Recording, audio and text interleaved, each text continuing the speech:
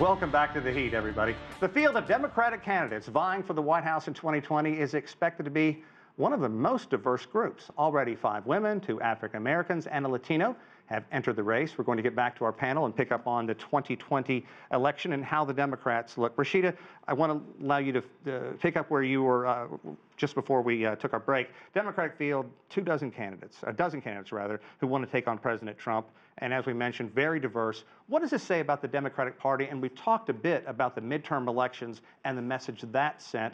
Firstly, your thoughts on that, and how do you think this is being embraced globally? Well, I think that the Democrats are taking a stand, and they're hearing from their constituents that they're tired of this this horrible rhetoric that's been coming out of our president and out of the White House and administration. They want change based on actual facts. You know, we were talking during the break about immigration and the feeling that maybe some Americans have about immigration and how the border wall could or could not stave off of the illegal immigration that's becoming into the country. And people who understand the statistics and the facts about illegal immigration know, one, that most people who come here illegally do not come across the border. They don't come across our southern border. They aren't swimming across the Rio Grande into the United States. Most people are actually coming in on visas and overstaying them. They're coming in our airports. They're coming in on airplanes. So you can fly over a wall. So how do the Democrats find one candidate who's going to appeal to all these people with such a broad field already? Well, that's why we have debates and primaries. Exactly. Yeah. In this country, there's a very popular Broadway musical called Chorus Line, where long parade of performers show their stuff. I look at the field now, and that's what I think, Chorus Line. And they're auditioning not just for the president, but for the vice president and for cabinet spots.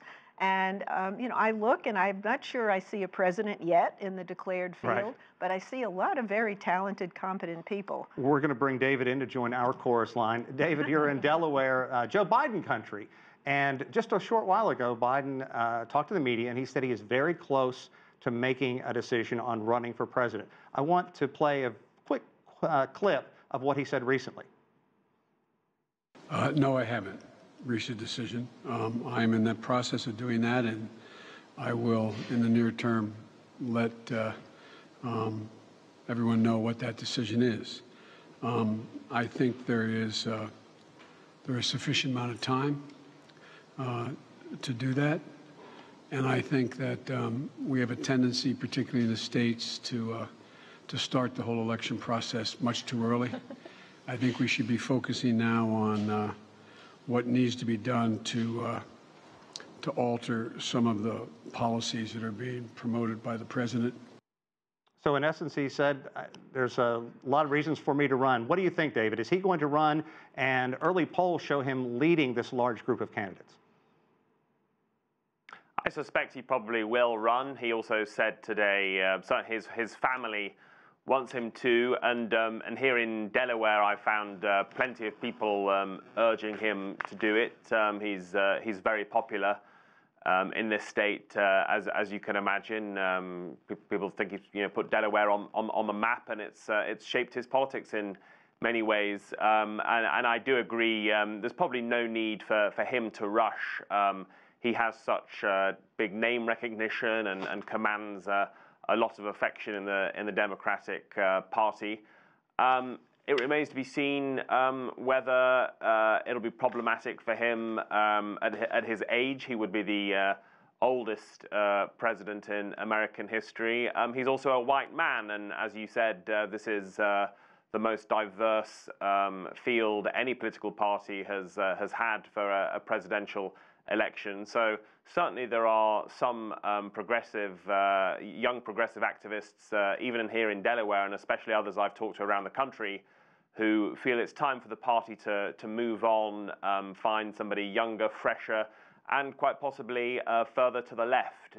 Biden is seen as something of a centrist. So those will all be problems for him. I suspect in that sense the Democratic primary election might actually be harder for him than the actual general presidential election against Donald Trump would be if he makes it that far, because once he's up against Trump, he's a fighter, he's pugnacious, and certainly in theory, he would do well in those crucial Midwestern states that delivered the presidency to Trump in 2016. He's very candid as well. John, your thoughts if Donald Trump would have to square off against Joe Biden? I don't think so. I think Joe Biden remains very much haunted by his decision to not run in 2016. Looking back, maybe he would have been the Democratic candidate that could have beaten Donald Trump. And one reason, obviously, the death of his son was very difficult. For whatever reason that may have been, and we have to respect that type of a very sensitive decision. But looking at all the objective criteria, he would have been the natural torchbearer succeeding President Obama, who was very popular with the Democratic Party and many independents who wound up voting for Donald Trump in 2016. But my concern for Joe Biden, who's failed on multiple occasions over decades to succeed running for the presidency, is if he doesn't have Obama's support in 2020, if President Obama sits this out, I think it's going to be tough for Biden to be that torchbearer, and he doesn't really have any base of his own to speak of around the country or inside the Democratic Party that's become increasingly in a leftward direction in recent years. So if he doesn't have President Obama's imprimatur, I think it's going to be very, very challenging for him to get anywhere. Eleanor, also, Biden has baggage. We remember the hearings on Clarence Thomas when he was going to be a Supreme Court justice, and the Anita Hill. And he has a lot of fences to mend, so it's not like he's going to be ushered in. And he's not going to have President Obama's endorsement because the president is correctly going to sit out the primaries and let the voters decide. Plus, running for a third term of Obama didn't work for Hillary. I don't think it's going to work. Different candidate, though. Yeah, well, very different. I think if the election were held tomorrow and Biden was on the ballot, I think he would win very easily. But how does he withstand the long primary process? He does have a history of putting his foot in his mouth, and for the most part, I think the voters have kind of grown to love him for it because he's able to deal with it, and he's had such a tragic family history that he gets a lot of sympathy for that. So, I think if he doesn't do it, he's going to always regret it. So, get in there, see what the voters think. I mean, you could end up with Biden versus Bernie Sanders. Bernie Sanders made quite a splash this week getting in, raising $6 million in 24 hours online. So his machine, if you will, his Bernie machine, is still very much intact. Rasheedah, let's talk just a bit about that. Okay, Bernie's machine, the fact that the Democrats are moving so far to the left, and all these young, dynamic candidates. How do you balance all this? Well, let me just say first to Eleanor's point about Joe Biden, I do believe he will run, and I believe that he will win the primary. And although President Obama may not come out for him formally, I think we'll all know that that will be his guy in the primary, honestly. And just the optic of that bromance, the optics of the Joe Biden and Barack Obama campaigning around the country during the election, I mean, I think that he would win handily. And what about the young, dynamic candidates? Where do they fit in all this? Is it going to be good enough for someone like a Kamala Harris to be the vice presidential candidate? She's clearly going to want to be at the I could absolutely see a Biden-Harris ticket. I'd be all for that. I think that she would bring in, Joe Biden he speaks to the middle of the country, which is great. Kamala Harris could bring in the coast, but also she's a law and order candidate. She's got a tough record on crime. So I think that's something that would be a nice balance for the two of them. David, if I can get you to weigh in on a couple of these other candidates as well. Mike Bloomberg for one, and then Howard Schultz. Where do they fit in all this? They're very rich and very unpopular at this point, I think.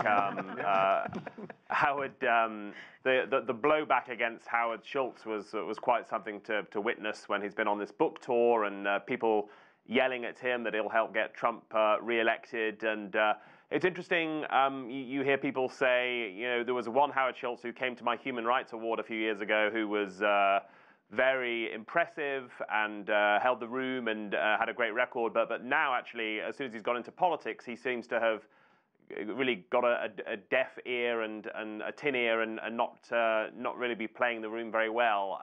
And so I suspect he won't run, and if he does, he will crash and burn. Bloomberg is perhaps more interesting because he will actually go for the Democratic nomination himself, and certainly he has put his money where his mouth is on causes such as gun control and climate change, and many would applaud that. But I think that the timing is wrong in terms of the party is very suspicious of the top 1% and the super wealthy. as we're seeing with the Sanders and Warren campaigns. And so I don't think Bloomberg would be able to pull it off. John, I want to follow up with that about the top 1%. A lot of blowback against so much that we hear, but also where these candidates are now. Bernie Sanders, the GOP loves to throw out the word socialist. He is calling for free tuition, at least he has in the past. Universal health care, $15 per hour minimum wage. Trump is going to be able to beat him up on this if you look at his social history past. He doesn't have to answer the media because he puts these out on Twitter, and so there's no blowback when Trump does something like that. Well, there's plenty of blowback on social media. I mean, Trump doesn't go unscathed when he puts this out. It's just that his supporters love that kind of rhetoric. And when he said during his State of the Union speech, he will never allow America to become a socialist country, many of us were shocked that he even had to say that. I mean, there's concern that the Democratic Party, which used to be the party of the working guy, the average American and whatnot, made a decision, apparently during the Hillary Clinton campaign, to abandon the heartland and move just towards the coast and put together a different type of coalition than historically has supported the Democratic Party. Whoever wins the primary process, I think, is going to be beholden to that coalition, and I think it's going to be a much more leftward agenda that any Democratic candidate will be putting forward, and Trump will try to tear it to pieces, Trump style. That's the way it's going to be played out in 2020. I wish we had more time because I can see both of you guys chomping at the bit to get in on this. I just want to point out, Amazon and Netflix made billions of dollars and paid zero federal taxes. That's right. There's an inequality here that has to be addressed. Okay. Well, that's it for this edition of The Heat, everyone. I'm Sean Calebs in Washington, D.C. Thanks to our panel, and thanks, everyone, for watching.